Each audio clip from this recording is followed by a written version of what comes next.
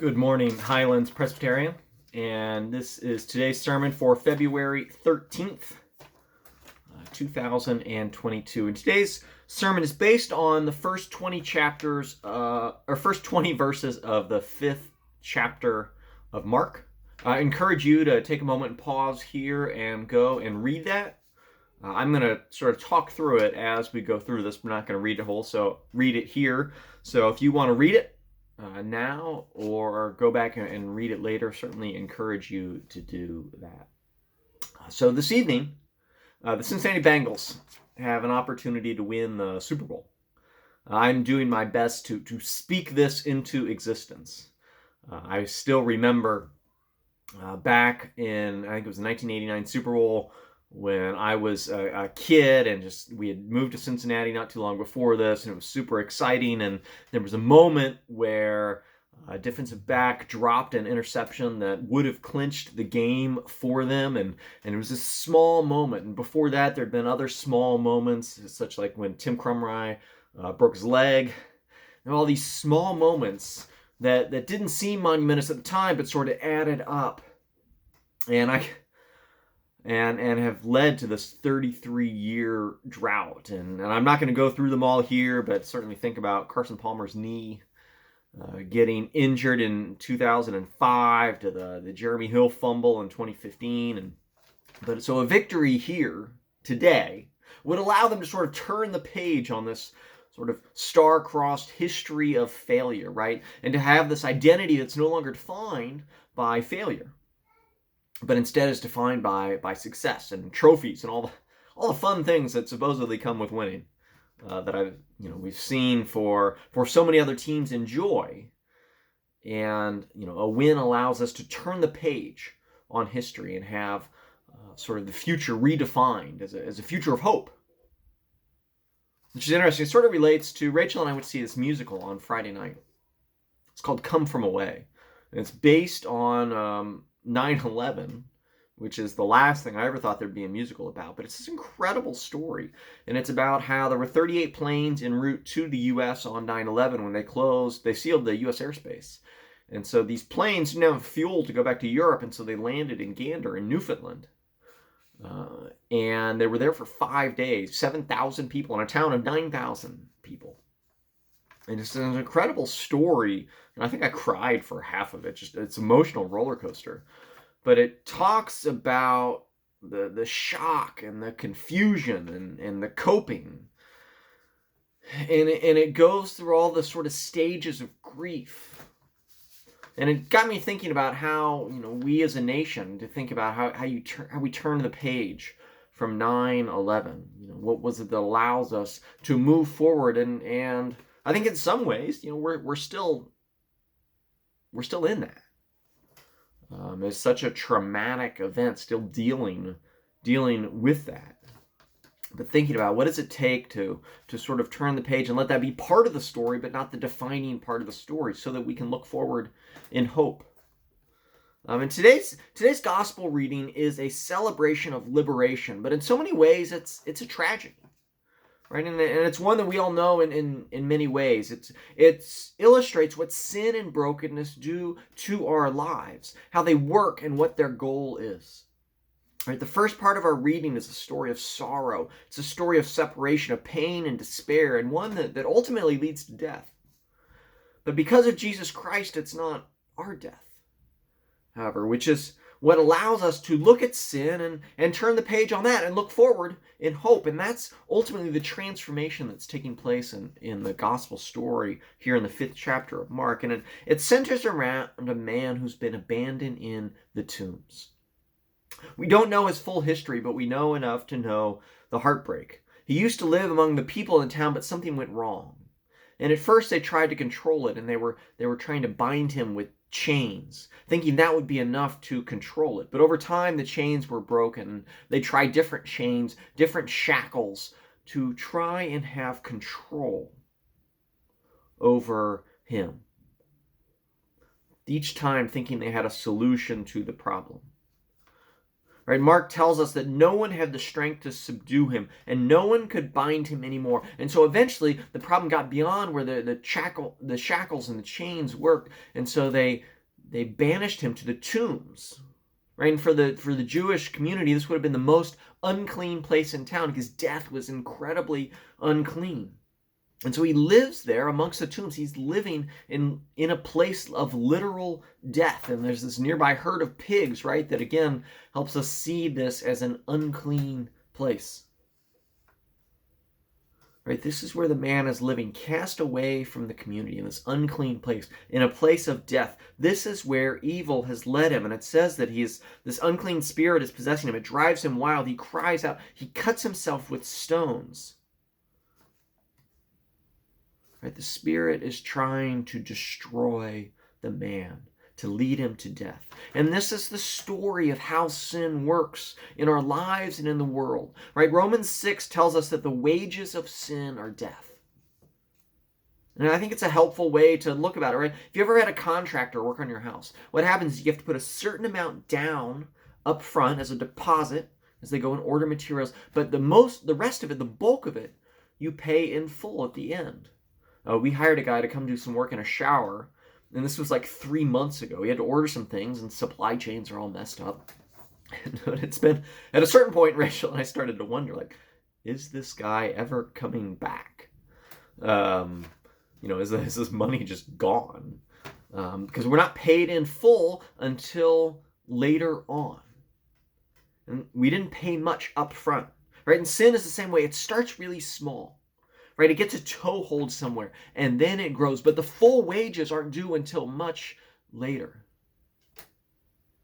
Right? And when it first gets a toehold, we think we can control sin, right? We have small sins, and we think we can control it. We're like the village with this man, and we think we can get it in chains. And, okay, this doesn't work, so we'll find some different shackles. We'll find some different chains. We'll try a different technique to manage it. But the more we try and manage it, the more and more it takes gradually and gradually and gradually, right? This is how addictions start. They always start small, and then once they get a toehold, then eventually they have a foothold, and they take more and more and more. And we need larger chains, and we need stronger shackles unless we find help. And eventually it will grow beyond our control. It will grow wild, and it will eventually try and destroy us, just like the Spirit was doing to this man. Right? On our own, we will not be able to find the strength to turn the page and to look forward in hope, because when we look forward to the future, all we see is this growing power of evil in our lives. That's what sin does. That's how it works. It's slow, and it's subtle, and it's destructive. But over time, it desires our death. That's the full wages of sin that will be paid in the end, is death. What happens here is incredible, right? Because Jesus shows up, and the sin recognizes the authority of Jesus because Jesus is speaking to it. And they realize they won't be able to destroy this man, and so they ask to be sent into these pigs, which they then destroy. And so they don't destroy this man, just like our sin doesn't destroy us. But the wages of sin are death, and they must be paid. And so someone else is willing to step in and pay the price. This is the power of sin. It's why we confess our sins every Sunday in worship. It's why it's so important that in our own prayer lives we pay attention, we confess our sins, and we speak aloud their existence, and we acknowledge that, and we acknowledge Jesus' authority over that. Right? We don't have to fixate and obsess about it, right? Martin Luther at one point was spending 4 hours a day in the confessional, confessing everything. He was so fixated on sin until he finally got this glimpse of what the true gospel meant in the balance of the reality of our sin, but the greater power of God and the authority over sin, right? And it leads us to worship. It leads us to awe, because we see how much we would be without hope and how badly we need the grace of God to look forward in hope. What allows us to turn the page is the gospel of grace, of someone else paying the wages of sin. In our reading today, and I think it's worth noting, Jesus shows up in the country of the Gerasenes, and it's worth noting how Jesus gets there. Right? Then the passage immediately preceding this is about Jesus calming a storm. So he was with this large crowd in the evening, And in the evening, he and the apostles, they get in a boat and they're going across the sea. And a storm rises up, and it's so great. The waves are breaking over the boat. And the apostles think they're about to die. They're terrified. Jesus was somehow asleep, which I think may be one of his greatest miracles of all, to be asleep in a small boat in a storm. But he is awakened in time, and he calms the storm. And after doing so, they arrive at the other side of the sea. And then at the end of this story, our story today, where the villagers come out and they're afraid of Jesus because of how he's transforming the lives of the community. And so he leaves right after this. And so in essence, he risked life and limb to sail across the sea in a small boat during a storm just to heal this man. That's how far Jesus Christ was willing to go to heal one person. It's an amazing story of the lengths to which God will go to free us from the powers of sin. He knows how destructive sin is, but he also knows that the wages of sin are death. He knows it must be paid. And still he gets in the boat anyway and comes to us. Because forgiveness comes at a cost, right? Have you ever had relationship problems? Right? Maybe a family member or a friend did something to hurt you. Right? The human reaction is to hold a grudge. Right? We want to make the other person realize how much they've hurt us, and we want them to eventually come forward and apologize to us, to acknowledge our pain and our suffering. And so we hold that grudge. We keep it inside, right? The old saying is that holding a grudge is like drinking poison and waiting for the rat to die, right? It only damages us. It hurts us, causing stress and pain. To forgive the other person is vital, but it's hard because there's a cost, right? In the Lord's Prayer, Jesus tells us how important it is to forgive. He says, forgive our debts as we forgive our debtors. And someone once called that as the most important or the most dangerous preposition in the Bible. Right? Forgiveness costs something, though. It's hard for us to take on the cost of repairing the relationship on our own, to forgive them. It's to bear the cost. Right? When we hold the grudge, we're waiting for them to pay. When we forgive, we take on that payment. We take on those wages. But this is what Jesus does for us when he forgives us. This is what he does on the cross. He takes on the payment for sin before we can figure out how we might pay on our own. He goes to the cross. He takes the ultimate payment so that you might be free from sin, so you might be liberated from the destruction, from the wages of sin. He forgives you. And now that he's done so, you're able to move forward in hope. You're able to move forward in freedom. With sin no longer weighing you down, you can turn the page and say, hey, that's part of my story, but that doesn't define my story. I can move on to the remaining chapters in my life. Right? Here, Jesus goes through a storm in a lake at night, risking his life to save this one man. He does that for you, each and every one of us. He pays the wages of sin so that we might have life.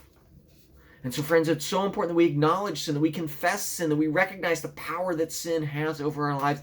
Jesus isn't just someone who has come along in our lives to make our life better. He's come along to radically change our state, to turn the page on sin that defines us so that something else defines us, so that grace defines us. And so, throughout the week, it's important we recognize sin, we acknowledge sin, we confess our sin in our prayer life, but it doesn't define us. And notice what happens here after the man is set free. He's desperate to follow Jesus as an apostle. He wants to get in the boat and become one of the apostles that spends all his time with Jesus. But instead, Jesus sends us to his home to go and tell the story. And the message here is for us who thinks that professional ministry is sort of the best or the only way to serve Jesus. And maybe that's true. If this was in Hollywood, right, the man would be converted. He'd go to seminary and he'd go lead a church and lead all these large meetings. But Jesus doesn't need everyone to go to seminary. Jesus doesn't need everyone to be in a role as sort of professional ministry. Jesus heals us and sends us back to our homes, back to our communities. And know what he says, right? He says, tell them how much the Lord has done for you. Tell them how he has had mercy on you. It's the message we take into our homes and into our communities, to go and lead transformed lives, to talk about what we have been set free from, about how sin, about how it was traumatizing us, how we couldn't turn the page, how it was defining us. We can talk about how Jesus breaks the power of addiction, about how Jesus breaks the power of sin,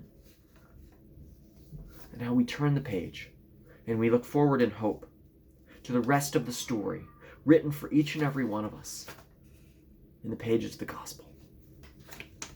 What pages do you need to turn in your life? What forgiveness do you need to offer to someone else? And what forgiveness do you need to let Christ offer you? What's the next step in that process look like for you today?